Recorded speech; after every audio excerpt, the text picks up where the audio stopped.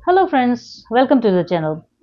आज जिस विषय पे हम बात करने जा रहे हैं वो है मैथमेटिक्स पर लिखी गई संस्कृत बुक्स, जिसमें सबसे पहला नंबर आता है आर्यभट्ट फर्स्ट की बुक आर्यभट्टीय का, जिस पर अब तक 4 विद्वानों ने अपनी टीकाएं लिखी, जिसमें पहले थे भास्कर फर्स्ट, दूसरे सूर्यदेव, तीसरे परमेश्वर और चौथे थे नीलकंठ।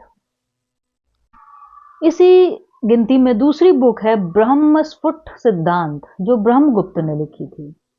तीसरी है गणित सार संग्रह, जो महावीर आचार्य ने 8वीं सदी में लिखी।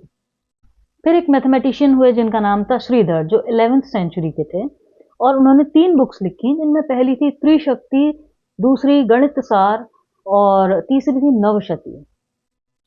फिर इसके बाद एक और बहुत महत्वपूर्ण विद्वान हुए जिनका नाम था भास्कराचार्य सेकंड, जिन्होंने सिद्धांत शिरोमणि लिखी, और इस बुक के 4 भाग हैं। जिसको हम लीलावती के नाम से जानते हैं, वो इसी बुक का पहला भाग है। दूसरा भाग है बीजगणित, तीसरा है ग्रह गणित और चौथा है गोला। तो इसमें जो लीलावती है उसको पाटीगणित के नाम से भी जाना जाता है।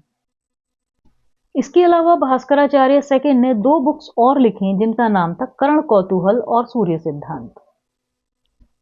फिर 2 बुक्स ऐसी हैं जो श्रीपति ने लिखी, जिसमें से पहली थी गणित तिलक और दूसरी थी बीज गणित।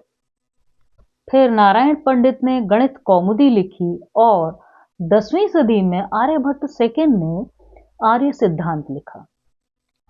ये सभी बुक इंपॉर्टेंट इसलिए हैं, एक तो संस्कृत में उनका योगदान है, दूसरा जब हम मैथमेटिक्स में कभी कोई रिसर्च करते हैं या करने जाते हैं, तो हिस्ट्री ऑफ मैथमेटिक्स को समझने के लिए इनको बिना पढ़े हम कुछ कर नहीं सकते।